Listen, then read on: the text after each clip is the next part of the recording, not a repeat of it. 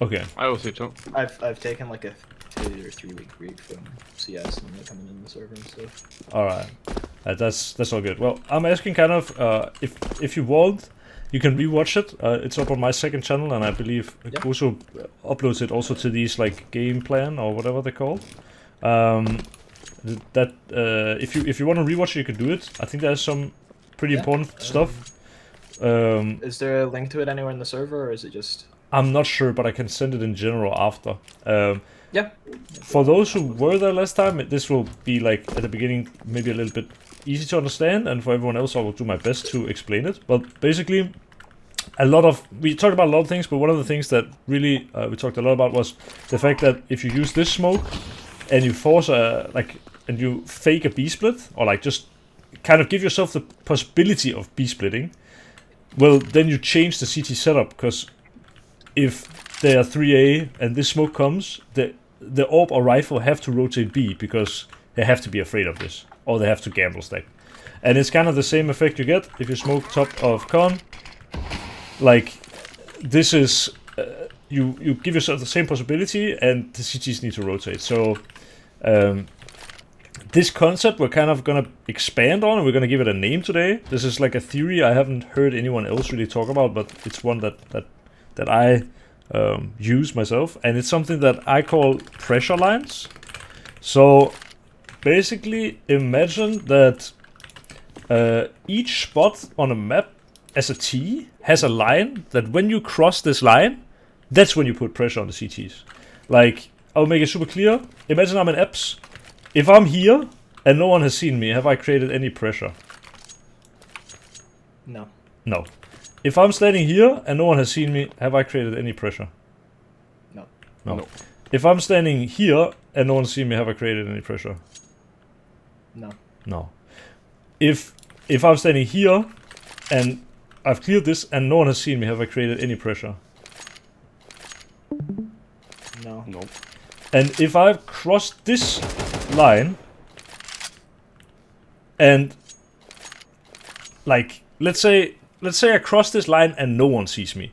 Well, I haven't created any pressure, but if no one is here and I'm peeking all these angles, it means that I have a timing, right? Like, I can get down into a position that the CCs don't expect. If I am out here and someone spots me, I'm creating pressure. Like, the CTs need to call out my position, they need to adjust to what I'm doing, and they need to consider, do they want to fight or do they want to, like, not fight me. It's the same with slope. Like, we can go through it again, but it's like, if I'm standing here, there is no way I can create, like, any pressure with just standing here, because no one can see me. It's as soon as I cross this line that I am likely to get a fight and create pressure, basically. So this would be what I call a pressure line. The same way in mid, for example, the first pressure line would be something like this. Until I cross this line, I won't be generating any pressure because the CTs will not see me, most likely. As soon as I go out here, I will either have a duel or a timing. And it's kind of the same when, let's say, I cross this line as a T. Here's another pressure line. Let's say I have window smoke. As soon as I cross this line, I will either have a duel or I will have a timing on someone, right? We can take it even further. Let's say what we talked about last time. We smoke TopCon and we want to generate pressure for the CTs. Well, this smoke, while it doesn't mean that I'm necessarily crossing a pressure line, it means that I can cross a pressure line without the CTs knowing it. So if again we go further, we could say this, for example, is a pressure line. As soon as I peek this, I will either have like a timing or I will have a fight. If I have a fight here, I'm generating massive amounts of pressure. The same way, if I'm going up connector and I don't see anyone, as soon as I cross this line, if I'm still not seeing anyone, I have either a timing or I will have a fight and I will create pressure. So we will go through every map today and we won't spend so much time per map. But basically what I will try to explain you guys is how these pressure lines kind of come into play, and how knowing about these pressure lines you can abuse them to your advantage. So an example would be, if I smoke top con, it's impossible for the CTs now to hold this pressure line. You see? Like, unless they're inside connector, I can now cross this line without the CTs having any information. The same way that this pressure line, if I would have a smoke like this, for example, and top con smoke, well, now I can cross this pressure line without the CTs knowing, and so because I am putting down a smoke that allows me to creep up, I'm putting more pressure. The same way in B house, for example, it's really only when I cross this line that I will know if I either have like space that I can take, or if I have a duel. And then we can make a new pressure line that's called maybe something like this, where as soon as I step beyond this, I will either have like a duel with someone, or I will have a timing. And so on, you can keep going. There might be a new pressure line here. On Mirage, this is, I would say, kind of simple. But let us hop over to Ancient. And that is honestly what got me thinking about this pressure line thing. Because I think there is a fundamental misunderstanding. Or not necessarily misunderstanding, but... let me see if I can do this. Can you do... Actually... If I put this 0... I have a question. Yeah, go ahead.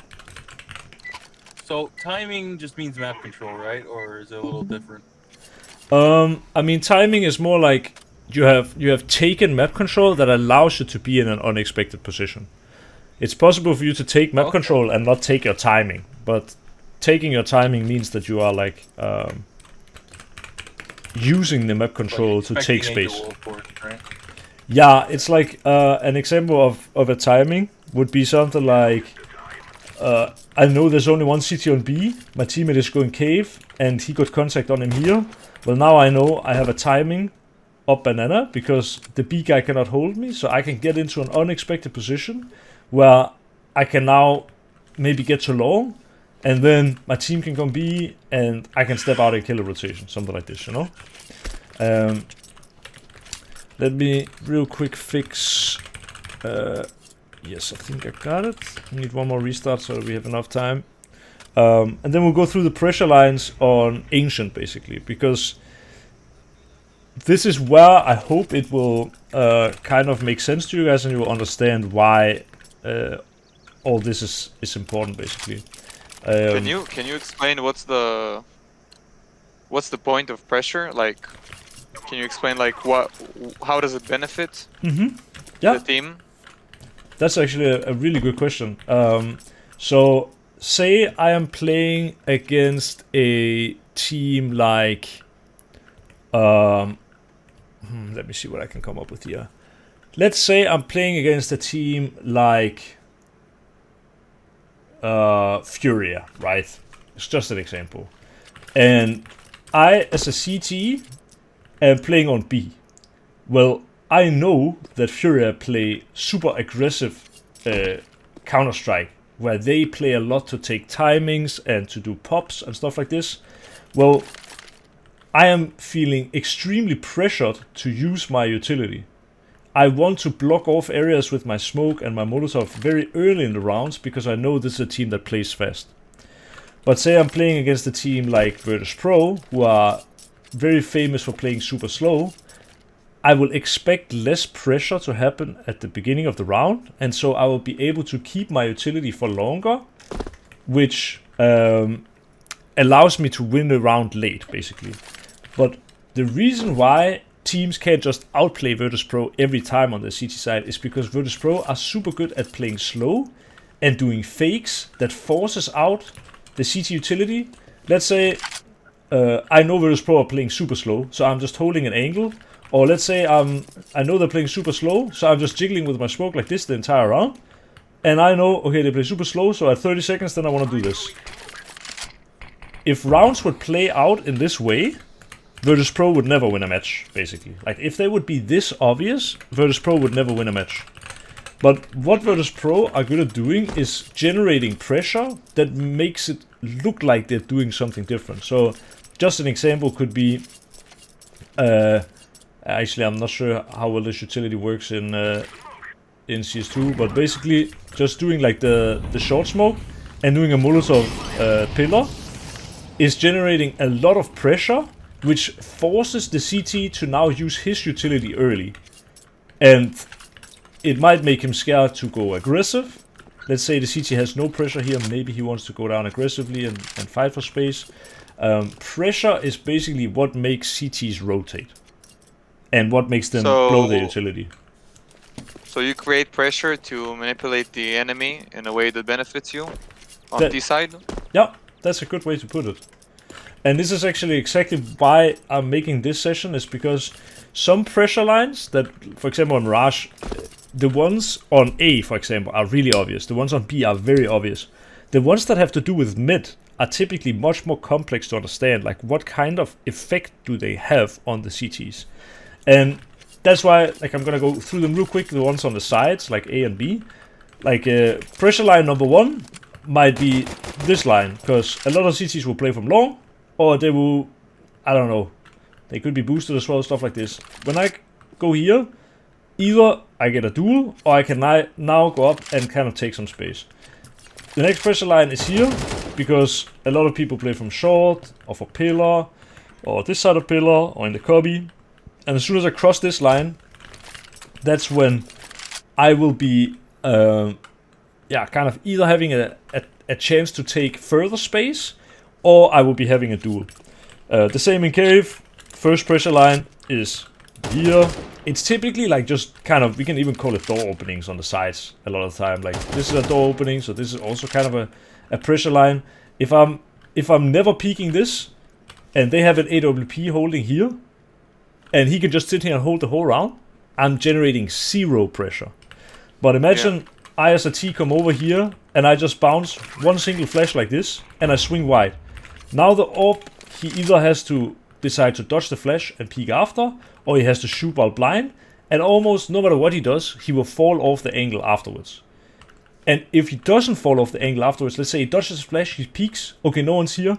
Well, now he wins back the angle, and it means I haven't, as a T, generated enough pressure to put him, like to push him away, right? Next pressure line would be here, and so on and so forth. So, yeah.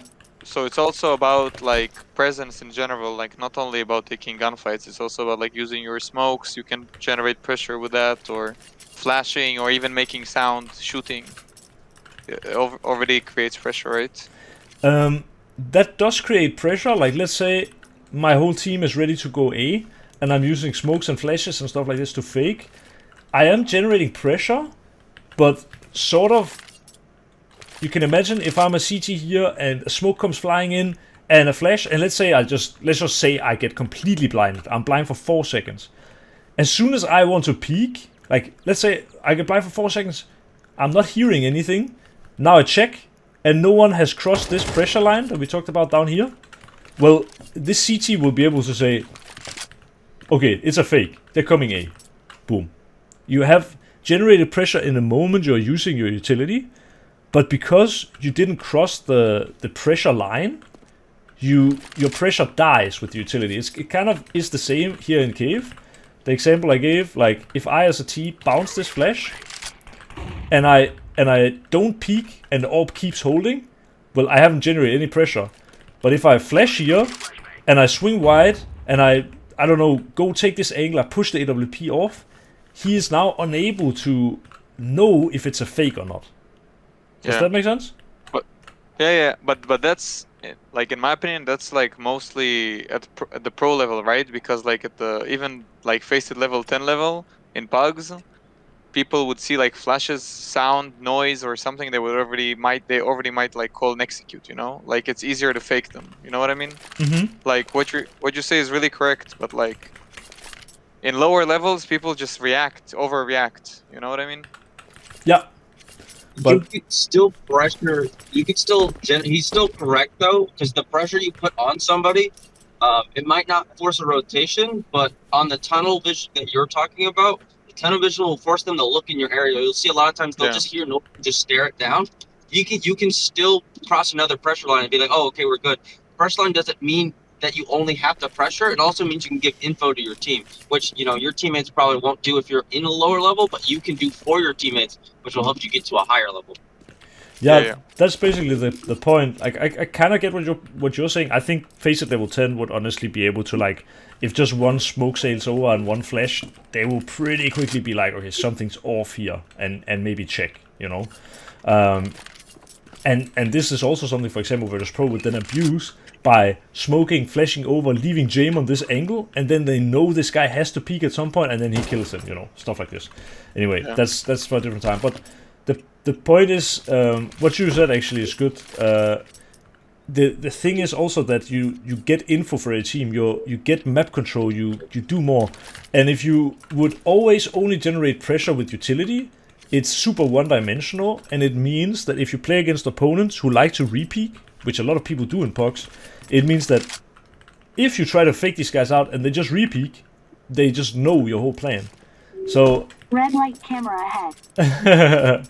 if you don't do these pressure lines, you are making yourself very one-dimensional.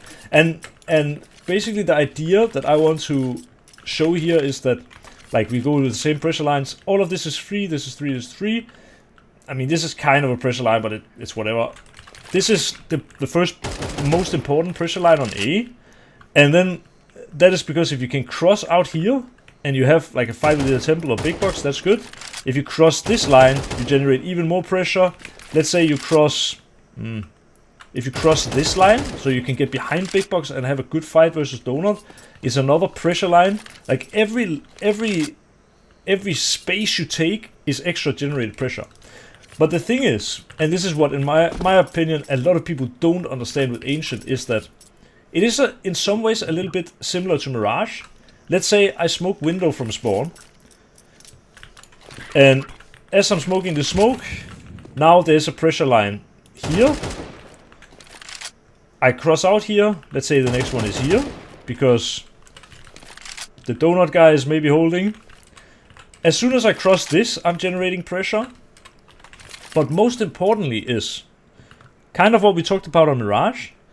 If I smoke window and I am just going out and taking mid and I'm sitting behind this box, or I use this to go up heaven and I gather with my team on B and stuff like this, while I am generating some kind of pressure, or at least I'm generating a little bit of uncertainty for the CTs, I am actually not forcing the CTs to change their setup, because I'm not hitting the extremely important pressure lines in mid.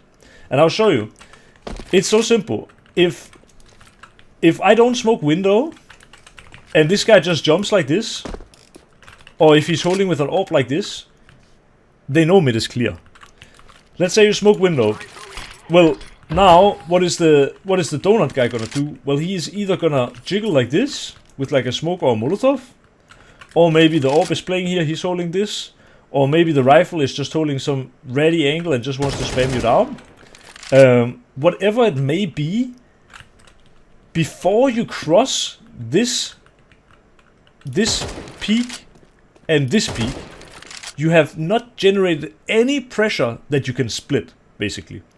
Like, let's say you have smoked window and you want to do an A split. If the donut guy is jiggling here with the smoke, and when he gets contact he drops it here, and he plays to block, how are you gonna go in and split? Or let's say you've smoked window and you want to split B.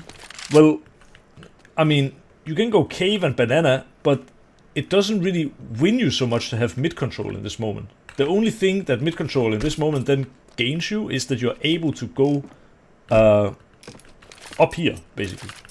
So as long as anyone can sit either on this angle or this angle, they will always have information that none of you have made it into red room, and so they never need to worry about a lurk. At least not a lurk from red room. This means that you can never play with their rotations, at least not in terms of catching them in red room. So a really simple solution to this that a lot of people fail to do is, say I have window smoke. If I come out mid, and now I just bounce any random smoke donut, it realistically doesn't matter if I'm actually going red room or if I'm not going red room. This pressure line, like, how can I say, as soon as I am able to pass these angles without being spotted, I am generating pressure on red room. If I'm not sort of peeking these angles or smoking them off, there can never be any red room pressure. Does that make sense? It's a little bit difficult to explain, but it is essentially what I discussed on Mirage last time, in that the CTs could always play this setup. Like, one guy playing A, he could play here, he could play here, he could play side, he could play close donut, he could play CT. It doesn't matter where he plays. If the CTs give up mid control and they have someone jiggling in for here, or holding like a pixel angle like this for information, or playing an AWP on an angle like this, you can never ever be red room. And then the CTs can always play 3B and 2A. You never need to change the setup.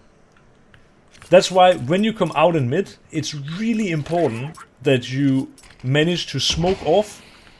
And if you don't want to smoke off, you can obviously just bounce a flash, which will push him off the angle, or you have to push, like, peek him. Like, imagine, it's kind of the same as what we discussed in Cave.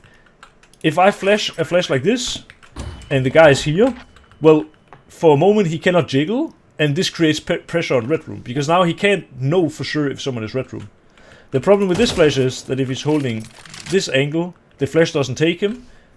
And so, I, as a T, by only doing this flash, I cannot say 100% that the CTs don't have info on red room.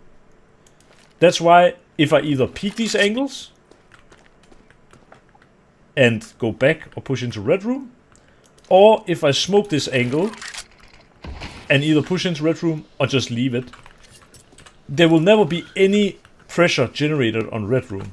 And that's kind of my point of pressure lines, that if I can never even make the CTs believe that I'm crossing this line, and especially this line, the CTs don't need to change their setup whatsoever. Does that make sense? Yeah. Nato? Yeah. One question. Two This may questions. be a bit Yeah. rhetorical, but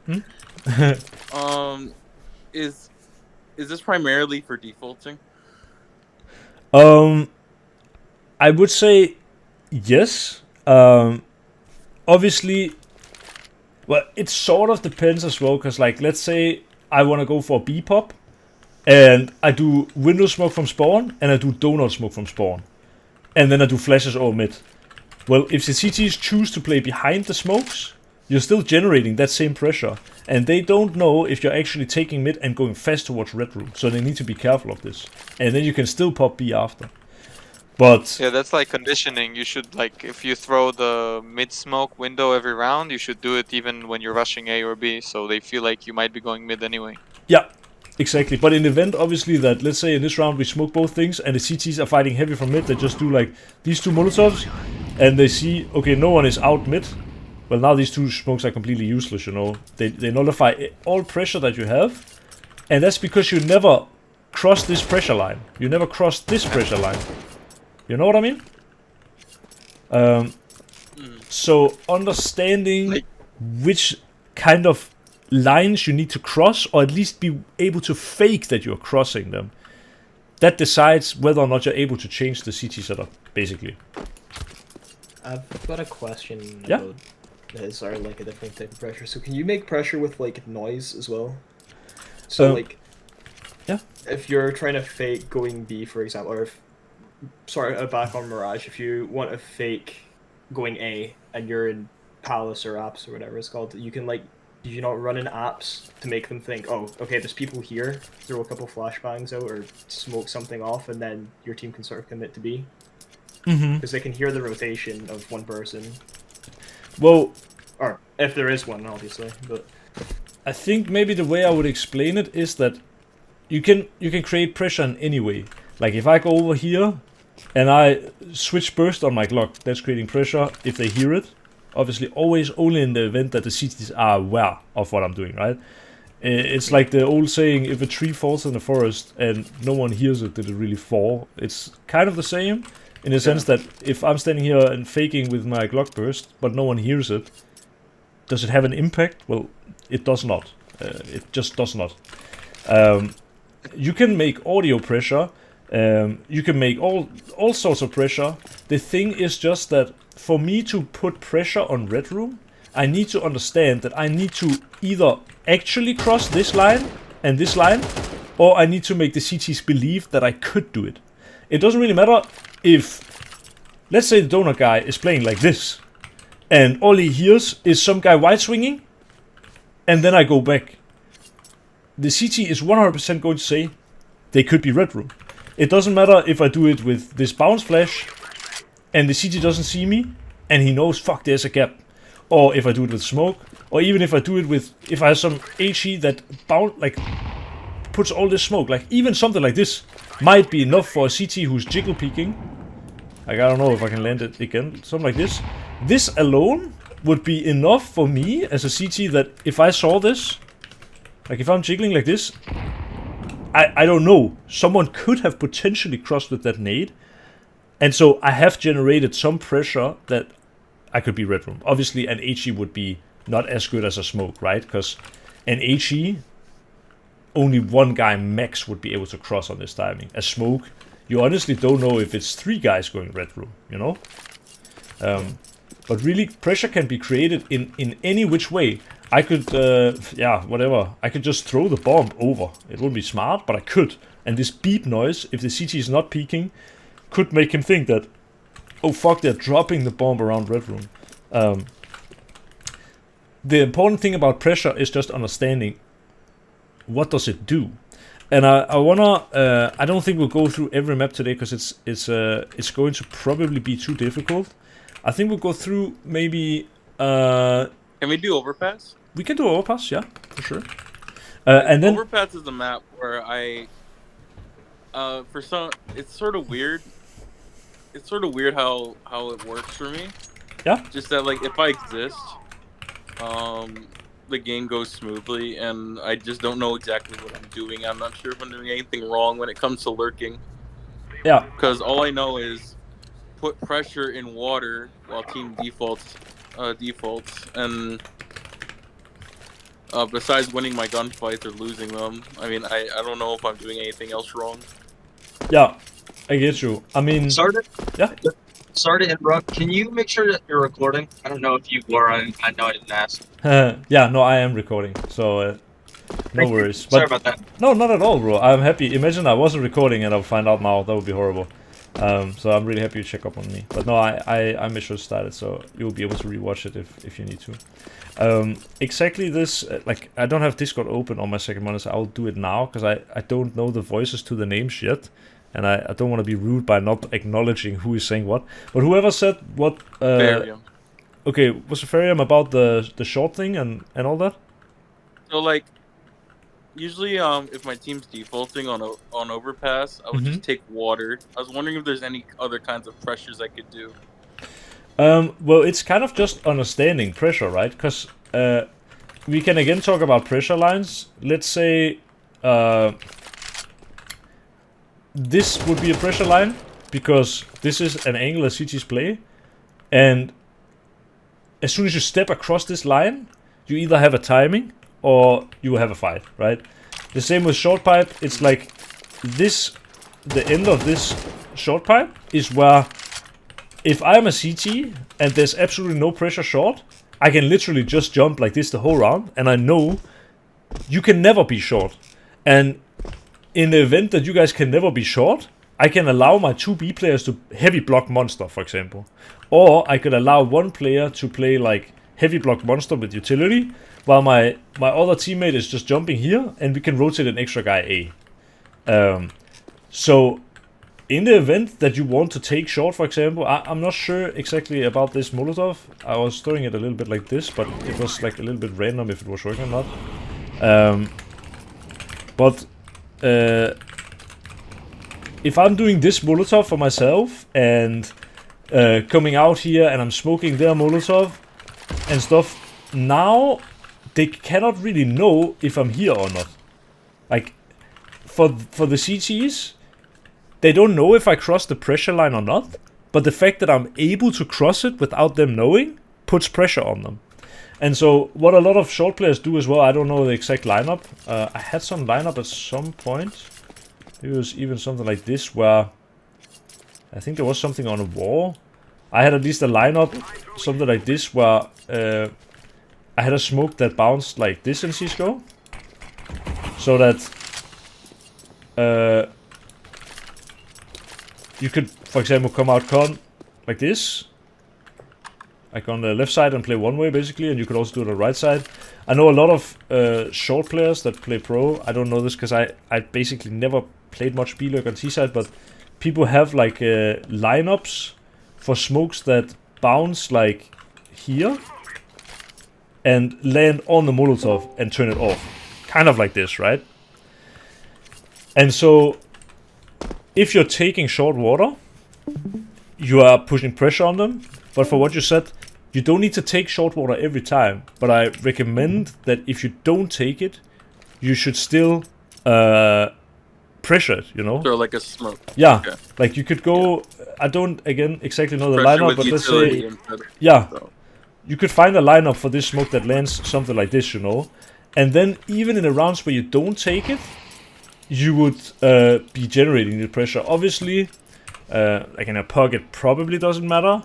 But if you play pro and they're able to, or like just play messes and they watch demos, they will be able to tell the difference between you going out and doing this smoke underhand or you doing the smoke that bounces here, right? So Yeah. maybe in a team setting, you would ideally want to have a teammate who is always throwing this smoke for you in the rounds where you actually want to take it, you know? Anyway, that's going very deep. But my point is just that taking short is good. Not taking short can also be good. But if you don't even fake that you're taking short, the CTs will always know when you're taking short. Because the very normal thing for the CTs to do is just come here, do like a Molotov like this, goes deep in the pipe, and if you don't turn this off, it's very easy for them to just jump here and just say, okay, they didn't take short, then one of the CTs you can walk out and take short, and that's why, like, yeah, you kind of want to fake that. I guess, like, okay. yeah, I in pug usually they just overreact, and maybe like that extra pressure would just confuse them. yeah, So, it's also, usually Yeah. at my level, everyone just overreacts to the smallest things and over rotates. So yeah, maybe that would be like very important, especially if like I'm winning short a lot. Okay, that's good to know. yeah, and I think, Yeah, I'll figure out a lineup for that. yeah, you should. I'm pretty sure there are a lot, especially if you watch pro demos. Like, there are for sure ways to do this. I feel like there used to be in CSGO also one that bounced like here and then jumped down, but now they've added a fence, maybe because of this. I don't know. But yeah, there for sure will be some kind of a lineup. I mean, we could also talk about how to play B-Lurk a lot, you know, like what things to do and stuff. But I want to, for now, like stick to the pressure lines, and we can do it next session when we cover kind of questions more, you know. Okay. Basically, for Overpass, the next pressure line would be something like this. This is also a pressure line. I will just go through them real quick, because what I want to move on to is Nuke, which is a map that a lot of people struggle with, and people really struggle to understand pressure lines on that map. And I think that's one of the best maps to explain the importance of pressure lines, basically. You can imagine as well, if the CTs have like an AWP who is standing and has full mid control, let's say, if you never cross this line, you are likely not doing any pressure on A whatsoever. Like, the AWP will say, they're going B, they're going B. If this guy is standing, like he's jiggling here like this maybe, or he's standing like this, holding holding here, you are never changing the CT setup they will always play 2 on A probably, or maybe even just 1 on A, and they will play heavy B basically. In the event that they have an AWP playing divider and he's holding like this, it's only in the moment that you cross this line, or you make him think that you're gonna cross this line, that that you actually generate pressure. It's really easy to explain it with an AWP, in that if he's holding this angle, he knows you're not coming up here, and until someone from mid just does like a flash over connector, or someone comes here and does like a Molotov, or I don't really know the lineup on CS2, but let's say it's this corner, I don't know, something like this. As soon as someone does some utility to pressure him back, that's when he doesn't anymore know if someone has crossed this line, and that's when you generate pressure. The reason why I think this concept is super important to understand is because the tougher maps, or especially kind of maps with verticality, like Nuke, understanding pressure lines and understanding when opponents get pressured is like alpha omega basically, and I will show you why. This is what I think a lot of people don't understand about Nuke, and why everyone in PUBG suck at playing Nuke. Of course there's one command that I forget here. Let's see.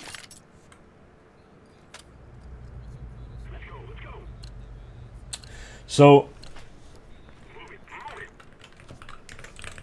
what makes Nuke difficult is that Nuke is a map where the CT rotation is basically the most important thing. And it's kind of a given that if the CT rotation is the most important thing, that means for the T side, the most important thing is to make sure that the rotations get harder. Because if you can make the hardest thing for the CTs more difficult, you're really upping your chance to win. And so the way that a lot of PUBGs get played out is that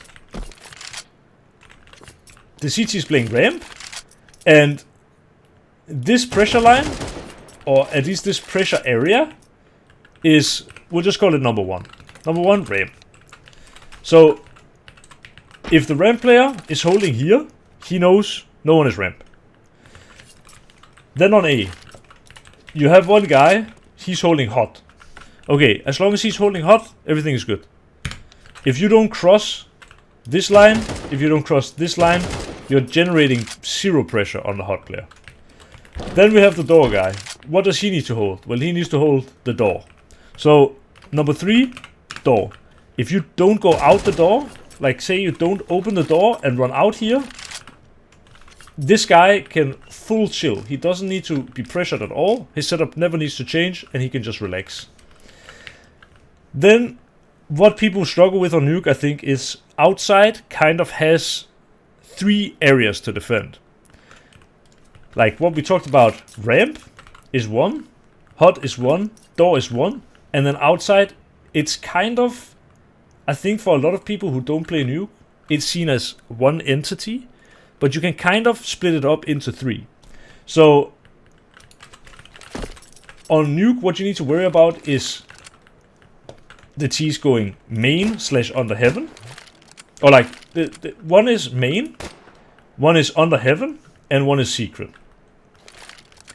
So let's see, if I am a T, how easy is it to get to main and hit the main pressure line? Let's say that's this one or this one. How easy is it for me to hit without using any utility? Well, first I'll probably have to peek it AWP here, and then there could maybe be an AWP here, and there could be someone here, there could be someone in this crack, there could be someone here, there could be someone here. Then as I'm moving over here, someone could be right side garage, and someone could be holding like an off angle here, someone could be playing inside main, and there is just so much that can go wrong. How easy is it for me to get to secret? Well, kind of all the same, except now I have to run through this huge area where I'm full open to like a million angles. And the last is under heaven, which is just impossible if we don't use any kind of utility. That means for the CTs, essentially, they can have someone holding this. And if you don't push this CT off his angle, the last thing becomes number 4 outside. This guy, by holding this angle, he can hold the main pressure line, he can hold under heaven, and he can hold secret. That's why understanding these kind of pressure lines or pressure areas is what you need to understand to play a good T-side. And I will show you what you can change. So on ramp, there's not a whole lot we can change. It's very straightforward. Ramp will always be one angle. Ramp. We can't do anything about that. Okay, we go to the next area. Well, there's hot. I mean, hot is also very straightforward. There's one opening, and it's not really possible for me to do a smoke like this to generate pressure, because, I mean, depending on where the CT is playing, he will anyway have very easy duels, especially if he's just holding like this. Like, hot will also always kind of become just hot. That means we now have 2 areas we can pressure from. Now, door is never generating any pressure so long as it is closed, because it makes a sound cue. If we have a CT who's hiding CT vent, for example, he doesn't need to worry about door whatsoever, because door is closed. So at the moment, I mean, number 3 is door, but only in the event that the door is open. Otherwise, he doesn't need to worry about it at all. So number 3, it is door, but only if the door is open. That's why we see a ton of professional teams, actually every professional team, starts every round by having the lobby player nade the door. The reason why you nade this door is because this is very T favored. When the door is blown, this becomes a pressure line that is sort of active, always. There is no sound cue anymore. And it means that if the guy is just hiding like CT vent, or he's playing somewhere where he doesn't have visual info on the door, a T could always walk out. If a T can walk through an area and the CTs don't know, that is sort of generating pressure. This is what we talked about on Ancient. If the CTs don't have anyone having mid info, well, they simply don't know if the Ts can be red room or not. If no one has visual on door, they simply don't know if the Ts have gone out door or not. So now we have made, like, we have number 1 ramp, number 2 hot, and now number 3 door. Before it was kind of like it wasn't really a pressure area because the door was closed. So it was only in the event the door was open. But now, because the door is permanently open, this is permanent pressure, basically. Someone has to hold this, or a timing can be had. The same with outside. How do professional players deal with this? Well, since they can't really put pressure on main without utility, they can't put pressure on underheaven without utility, and they definitely cannot go secret without utility. What do? They do a wall of smokes. Okay, as soon as this wall of smoke comes, and with this third smoke as well,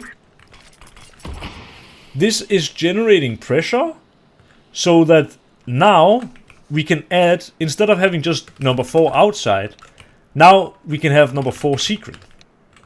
And in fact, if we consider what we talked about earlier, if we are talking about this line holding all of outside, doing this smoke that every pro team does as well, means that you can now go left side, and you can go main as well. At least this guy won't, like the CT holding here will not be able to hold all of outside. So you kind of split up outside a little bit into 2.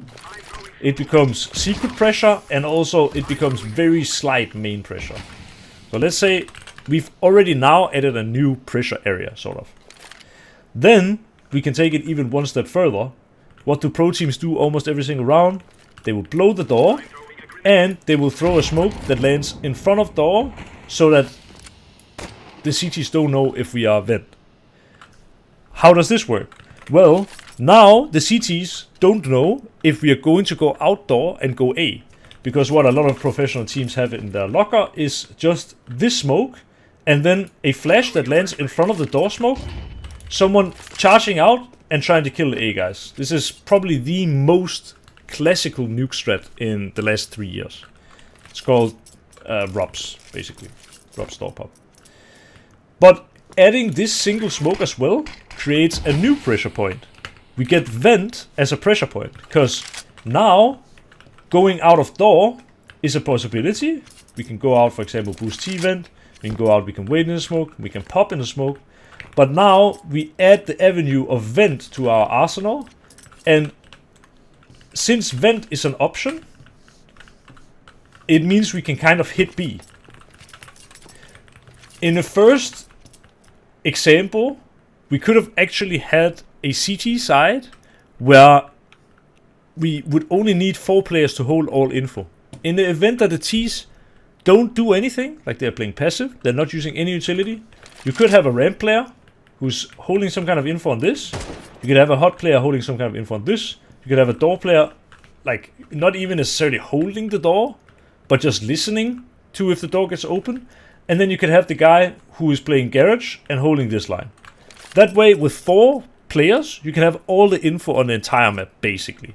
Obviously, they could drop from silo to main, but let's assume that the guy who's playing door is playing somewhere where he can hear if they drop on top of main as well. By doing what I just talked about, it means that they need 1 ramp player, they need 1 hot player, they need 1 door player, but he also needs to block vent. So the guy who before could just listen on door by nading the door and smoking in front of vent, now the door player, either coming from main or coming from heaven, needs to at the beginning spam the door, try to use his utility to block. Like what a lot of professional players will do is, as soon as they come up the ladder, they will molotov door, they will come down here, dodge flash, the smoke pops, and now they will try to spam to make sure that no one goes down vent. So already we have made it so number 3 has a much more difficult job. By doing this outside wall of smokes that we talked about, we have made it so number 4 can no longer hold, cannot hold outside alone. Because we're adding a new pressure point, which is secret. And so now the CTs need someone who takes care of secret. Doing this wall of smokes is what allows for CT rotation. It means that we are putting the 5th player in play. Number 5 now has to take care of secret somehow. And so an easy way to do this is that the rotation player, he would start secret and he would block this area. But the rotation player is not going to start secret every single round. Because one, it's too obvious, and also typically the rotation player is going to be your AWP player who is wanting to also start different places. You can imagine if the rotation player starts secret every round, well, it means that an A pop or an A rush is really strong because they will always maximum be 2 on A. And this is when CT rotations gets tricky on Nuke, because professional teams need to make a rule that obviously if our rotation player starts secret, he can hold secret and we can kind of keep our setup. But if he doesn't start secret, well, now the door player is the one who needs to spam vent, and then he needs to drop down and block secret if the wall of smoke is from spawn. If the wall of smoke is coming later in the round, then it's the ramp player who needs to give up ramp, and he needs to go and take over secret, and then the rotation player, who's the orb, needs to go back up and hold ramp. And just by doing this outside wall of smoke, you are making the CTs rotate, basically. Now, what is so great about Pro CS is that people come up with new stuff all the time. And there are ways also where people generate even more pressure. There's this wall of smokes that people have started using a couple of years ago, probably like 4 years ago, where you instead do the smokes like this. Now, depending on how you walk, you are kind of able to go secret without the CTs challenging this. I think it might be a little bit different in CS2 because the smokes are a little bit smaller. But at least you have a big advantage as a T when peeking sort of in a headshot angle against the CT like this. And if you see that the CTs are not here, you can go secret. If you see the CTs are not here, you're putting pressure on garage. Putting pressure on garage means adding an extra pressure point, which would then be pressure point number 7, which is under heaven. And doing this wall of smokes also means that you allow yourself to go into main through the smokes. It just overall generates way more pressure. And generating way more pressure and having, I guess, more points of contact. So pressure lines can sort of be said in a different way as point of contact. At the beginning, the CTs needed to worry about only 4. They needed to worry about only ramp, hot, door, and outside. That's all. But now we've made it 7. They need to worry about ramp, they need to worry about hot, they need to worry about door constantly, they need to worry about vent, at least as long as the smoke is up, and also they need to worry about if someone made it down before. They need to worry about if people are lurking main, they need to worry about people are lurking under heaven, and they need to worry about if people are lurking secret. As you can imagine, if you have 7 points of contact, it's basically impossible for the CTs to block everything with 5 guys. Like, you need to find a setup as CT where you can block the 7 points together. So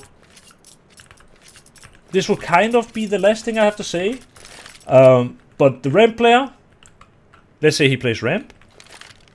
The hot player, he plays hot. Because as we mentioned, this is just kind of, it's one opening, he needs to play this area. We mentioned it already, but the door player, he needs to be the one spamming the vent so that the T's don't go down. He needs to be molotoving early. He needs to maybe be doing a smoke inside door like this. Playing top of hot so that he can kind of see if they walk out maybe. He needs to take care of both door and vent. And then for outside, we can kind of split this up in 3, as I mentioned at the beginning. We can split it up in secret, main, and under heaven. And so for the last 2 CTs, they need to find a setup that blocks 3 things with 2 people. And I will show you some examples. One example could be playing someone like left side garage. By standing here, he's able to hold main and he's able to hold under heaven. Then our AWP player, he needs to be holding secret. By having this setup, we are holding everything outside. We are holding 3 things with 2 guys. The garage guy is holding main and under heaven, and the AWP is kind of holding secret and also kind of under heaven. Another example could be AWP, he's starting secret, he's holding secret. Well, again, left side garage is a good position for the CT because he's holding main and he's holding under heaven. Another good position for the CT could be playing main because he's able to hold main and he's able to hold under heaven. Another example could be the AWP plays this pixel angle where he's able to see if they go main through this pixel, and he's also able to see if they go under heaven. In fact, from here he also has info if they go secret. But since most people use this smoke, now he no longer has info on secret, since he cannot see red, if that makes sense. To me, this is what people misunderstand the most on the map of Nuke. Or not necessarily misunderstand, but that they don't understand at all. The 2 outside guys, if you're playing against a team who understands Nuke, or if you're playing in a PUG against people who understand Nuke, they need to position themselves in a way where one guy is able to hold 2 things. Another common way to play is having a rifle playing around CT blue. If the C's are making noise towards main, he's able to step out. If they are going under heaven, he's in a good position to block this. There are many different ways to play this. Another example could be AWP is holding under heaven like this. Now he is holding under heaven and he's holding secret, meaning that the CT, he only needs to hold main, and because of that he can play inside main on this side, which gives more favorable tools. These things that I've been going over now with the CT side are things where it is very good to understand. But now the hard thing comes into play when you actually play a professional team who, for example, uses a wall of smoke like this, that basically completely nullifies the guy Garage. He now needs to go over and either play around in this smoke or go out and play CT blue. But now he has to either give up Garage info, because now the T's can sneak in here, or he has to say main is open, they can go main. This wall of smokes that we talked about earlier is a way where the CTs, if they have this setup with Garage, his guy can hold main and he can hold under heaven, but now the AWP is useless. That's why an example of a CT rotation now is the AWP says they can go down secret, door player go down, then the door player goes down and vent, and then the AWP comes here and he goes and plays door. Boom, you fix the puzzle. It gets trickier as well when the T side maybe starts doing something like garage smoke under heaven, basically under heaven smoke, main smoke. Now they're putting pressure, like heavy pressure outside, but they also are kind of able to go secret unless you exactly play this angle, because they can play here. And if you don't see them here, you don't see them here. Now they can go secret. Now they can go garage. Now they can go close main, unless you play red. Understanding this is understanding Nuke, basically. Understanding how to generate more points of contact on a map like Nuke is the way you want to win Nuke. And it goes the same as a lot of other maps. Like, utility usage on some maps is not so much about hitting and execute and hitting a bomb site. A map like Nuke, these smokes are not allowing me to go and take over a bomb site and get a bomb down in 5 or 10 seconds. All this allows me to do is either hit a new pressure line, this one, without fighting the CTs, or it allows me to generate pressure on this pressure line even without me being here. And that's why if you understand pressure lines, understand how the CTs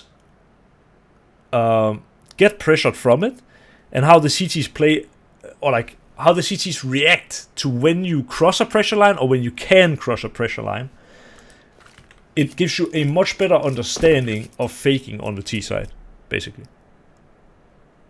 Does that make sense? Yeah. Mm-hmm. Yeah. You guys are seriously so sweet. You've been quiet for like 30 minutes straight while I've been just full on talking. And I'm really happy that you guys are telling me that it makes sense, because I think you guys understand it as well. It is just difficult to explain something that not a lot of people have talked about. Like, I've personally never heard anyone talk about Counter-Strike in this understanding. But yeah, it's something I think is actually really big, especially in the understanding of a map like Nuke. So yeah, that's basically the material I had prepared for today, guys. If you have any questions, you can send them my way now. Thank you. How can I acquire all of your knowledge? I mean, you can keep showing up to the coaching sessions for sure. I will try to give as much of it as I can. Like, on a map like Nuke, I could probably spend an hour just talking about CT rotations and like possibilities on the CT side and stuff like this. Like, we could dive. I want the first sessions to be very general, like general Mirage understanding, general understanding of pressure lines. I want it to be the first session we did was like Inferno Banana and what you can do, you know. Later we can dive into something more deeply, and what I think could be really funny in the future as well is right now we don't really have, I feel like we don't have that good access to demos, but it could be really interesting to watch a Nuke demo together, for example, where I'm live commentating sort of what is going on. Like, okay, they do this wall of smokes and they have this kind of information. How do the CTs react, you know? So yeah. That would be interesting. Yeah, I think so too. So the only question I would have is like, okay, but I don't want to be too off topic. Like, I think the You could be off principle is topic, really it's fine. interesting, Thank you. but like, Nuke isn't really my domain. That way. Like another map with very like how did you call it? Pressure Height lens? differences is like Oh yeah, Vertigo, yeah, for example. Yeah, Like verticality. is that also verticality a map where you could like give some key examples for how to use these pressure lines? Yeah, I mean we can go through it super quick. I don't want to spend too long on it on Vertigo because I think it's like it's kind of less. How can I say it? It's a little bit more obvious on a map like that than Nuke. Like Nuke is very difficult because I mean you can do so much. It's not like very about these like on-site pressure lines. That makes very much sense. I just think like you always have very good tips about these. Like, for example, the pressure lines on Mirage Mid. You know. Yeah. Really lead to new ideas how to play. I'll play it out. Yeah, that's great, man. Thank you. Like, just an example, what a lot of pro players do every round, at least in CSGO, you know. I think we still have to see how the meta kind of gets defined on CS2, but everyone always smoked like the top of ramp like this, you know. And the idea of this is just taking away info so that you can cross this pressure line without the CTs knowing it, right? Let me get infinite ammo here. Smoke grenade was. A lot of Vertigo is kind of literally smoke and mirrors, right? Like you want to make it so the CTs have a really hard time finding information, especially on the A bomb side, and how can I say? Yeah, that's what kind of allows you to put more pressure. You can imagine if a CT comes out here and he's standing here with an AWP the entire round. Well, there's zero pressure on A, and this guy could potentially play alone. He takes one shot, he drops a Molotov, and no matter what, he can always fall back, you know? But simply having someone come over here and just do this one smoke, even though it seems so insignificant, now the AWP can't hold this angle anymore, and now I'm generating pressure. The AWP can no longer play this angle, he cannot play close with an AWP, so now it's like he doesn't really know what to do. Maybe one solution he will have is try to go over here and take this angle instead. But that still makes him very susceptible to like flash pops through the smoke or like people fading the smoke. It's like really nasty. And so Vertigo is really a lot about also kind of generating pressure.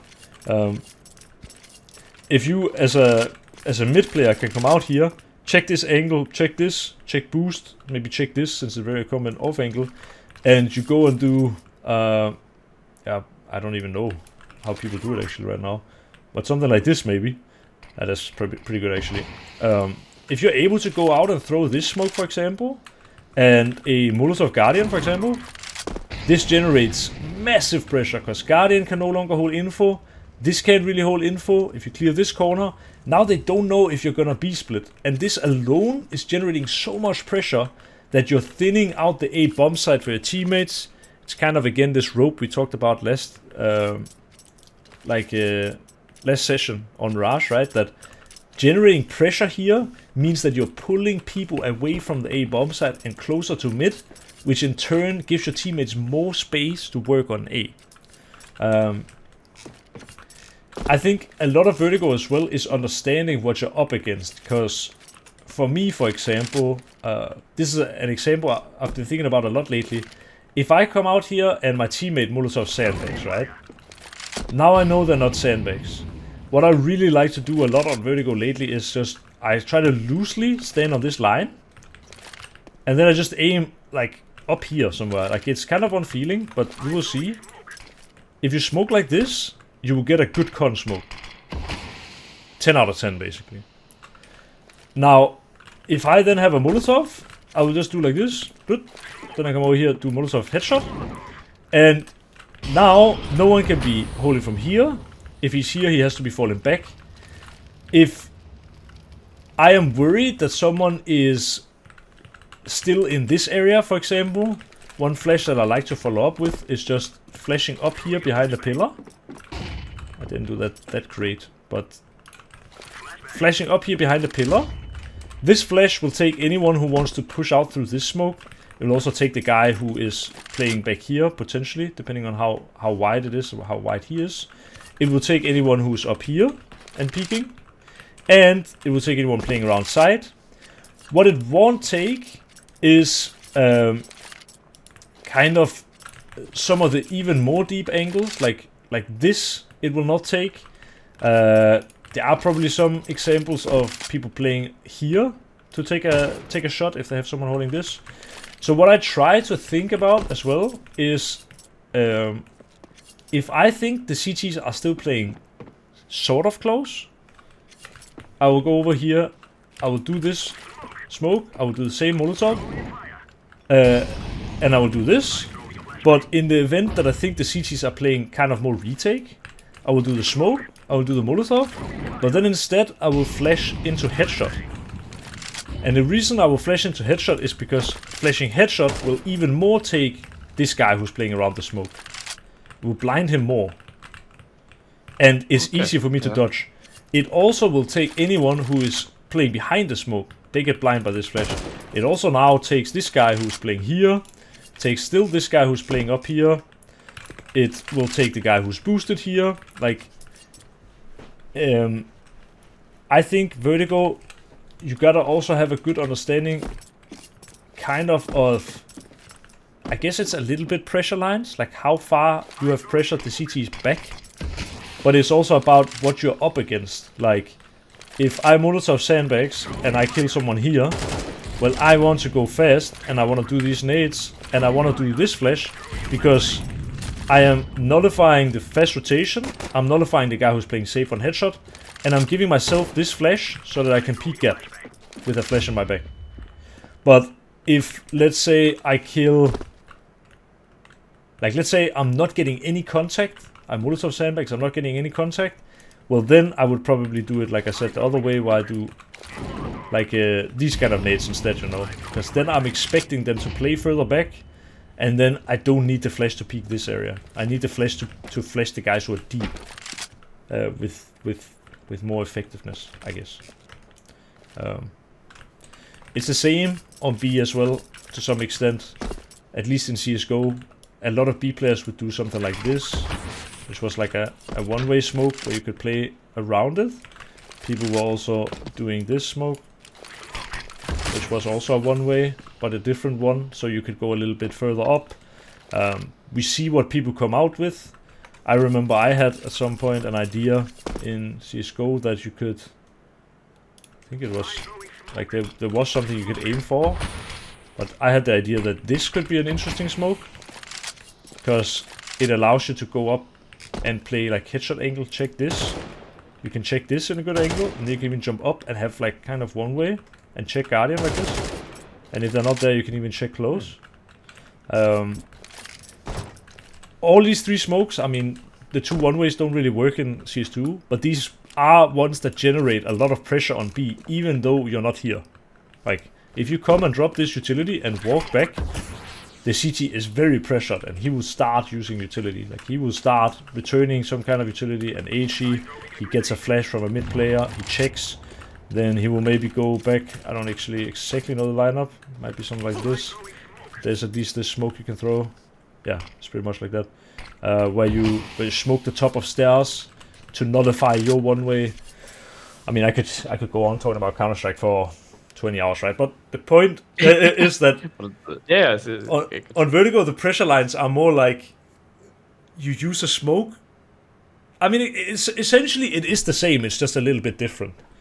You use the smokes to either take some space without the CTs knowing it, or faking that you are taking some space without the CTs knowing it. And both of those things are generating pressure, which will make CTs rotate. Understanding how the CTs behave off this pressure. Like, if I do this top ramp smoke, okay, well, the AWP is not going to play out here anymore, so maybe he moves to sandbags and holds this, and he has a teammate playing close to him, holding this side for him. Or the AWP rotates back, he plays here with AWP instead. Okay, well, that means if I'm now getting the space, I'm gonna do this Molotov before I peek here, so that I can peek the orb without being afraid, and maybe even peeking deep with this Molotov, you know. So that's really what I'm trying to get through with these pressure lines, is that like, if you understand how CTs react and behave off of you hitting this invisible line that it essentially is, then you know which of your actions generate pressure and generate CT rotations and which actions don't. And that was the whole purpose of the talk we had on Mirage as well. It was just a more deep dive into specifically Mirage. So yeah. Alright, thank you very much. That was really helpful. Yeah, no problem, man. That's literally my job, so thank you. Yeah? NATO. Mm-hmm. Are the movement aliases banned still or no? I believe they In Pro Play. are banned, yeah. And I think they've even removed them completely, right? Like, I don't think they work anymore. Well, no, you can just alias the alias and it comes back alive. Oh, holy shit. Yeah, okay. But I mean, they are banned in Pro Play, and I would say, I mean... Yeah, because I downloaded Monesi's config. He's using that shit, unless it's, like, outdated. I mean, it could be an old config, right?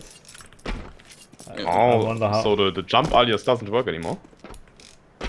You have to alias it. You have to alias the alias for it to work. That's so again. stupid, Yeah, man. no, I get it, because I was a little bit confused last days, because the jump wasn't consistent. Yeah. Okay. It's messed up, man. And I mean, something like that, my personal opinion, something like the jump alias, for example, I don't personally have it, but I would use it if I was like not playing Pro CS, because making the jump accurate is not something that will mess up like your movement muscle memory, but it will make you more consistent. But I think aliasing the movement binds, it's not a good idea if that's like, it's not something that you want to get used to if that's the direction Valve is wanting to go to, you know. Something like, I only alias the jump. yeah, I think that it should be safe to do, because I cannot imagine that Valve are not fixing that or working to fix that. Like, jumping needs to be 100% consistent, otherwise they broke their game. But the movement aliases, I think that it's an intended change, and like, that's something you need to adapt to as a player. I would not recommend you getting used to that. That's my... I used to run like alias WASD, but not anymore. I just use the jump. Yeah, I think that's good. Guys, I think we have time for one last question. So if someone has like a burning question, we can do that. Otherwise, I would say, yeah. And it can be the people who have asked a lot of questions. It can be a new guy. It doesn't matter. But we have time for one last question. Otherwise, I'll just say thank you for today. If you don't have. What's your sensitivity? I mean, I Weird question. can't tell you this as a coach, but I changed my sensitivity a lot. It's like when I was coming up and I was actually like legitimately maybe one of the top AWP talents in the world, I was never ever changing my sensitivity. Like, I would go on a range between 0.8 and 1, but it was more like 0.8 and 0.85. That was like the maximum spread that I would go to. I would play months with only these, and I suggest definitely you find a sensitivity and you don't change it, but I play a lot of different sensitivity. Today, for fun, I decided to play simple sensitivity basically, so I have a lot of sensitivity right now, which is almost twice the sensitivity I played when I was playing in Sprout and Heroic. But I don't recommend doing that, so yeah, better to find one sensitivity and stick to it. I just have played, I'm an old man, I've played thousands of hours, and the game sometimes gets a little bit boring. Plus today I wanted to get some AWP highlights for a specific video I'm making, and they just look better with the high sense than low sense, so that's basically why. Like, actually, when we were about this topic, I was thinking today, like, my sense right now is like I have 2 in game, Yeah. but like 600 on the mouse. You know? Yeah, yeah. Like, do you think it's possible that you, even though like I'm playing a very long time with it, the sense now, Yeah. and I'm getting along with it, but do you think it can like make you worth it a game if your game sense is too high even for a long time now, do you think it would make sense to go it then, or? I mean, it depends. It's a case by case. I mean, sensitivity is ultimately preference from what I've learned. Yeah. But I think in CS, since there's so many moving parts, you ideally want to have a lower sensitivity. I think it just depends, because like there are players like Simple who play a pretty high sensitivity. Walksick runs like double Simple sense too. Yeah, but someone like It's Simple, for ridiculous. example, who actually has very shaky aim and plays a high, like sort of high sensitivity, and then you have a guy like Voxic who plays twice the sensitivity, but it looks very clean. Like Voxic doesn't shake when he aims, but Simple does, and it's just you gotta kind of find out which kind of guy you are. It's some of it is not possible to train. Like if you want clean aiming like Saiwu and your name is NatoSafix, for example, you're not gonna get that probably, because my fine motor skills are not as developed as his, and that is just from birth, most likely. Yeah. I think the only reason why Walksick sense works for him is because his wrists probably have six packs. Or, yeah. Those are he must have some crazy wrists for that, because like I can't run that. No. But actually crazy. I hope that answered your questions, guys. I think next time, like, I actually think it's a super good idea to have a coaching session, which is just I'm answering your questions for an entire day. I'd submit some. Can we do like demos, or should we just save that for Sebi? I'm down to do demos as well, honestly. But I think next time maybe I want to just do a bunch of questions, and we just do it like get all of your burning questions out, because it's really difficult to ask a professional player a specific question. There are not very many avenues for that, you know. And if you have something that really interests you or is confusing to you, then I think it's nice that you are able to ask someone like me and get a sort of answer. Yeah, I'll write some stuff down. I'll put it in the That would be great. And then we could definitely do demos as the next session. I would love to do some demos that I don't just talk theory every single session, you know. It's more fun to have something to talk from in a demo as well, I think. But yeah. Alright, well, guys, I will end the recording. Thank you so much for watching, the people who watched the recording. And also thank you so much, guys, for showing up and being actively participating with questions and all that jazz. I really appreciate it. End of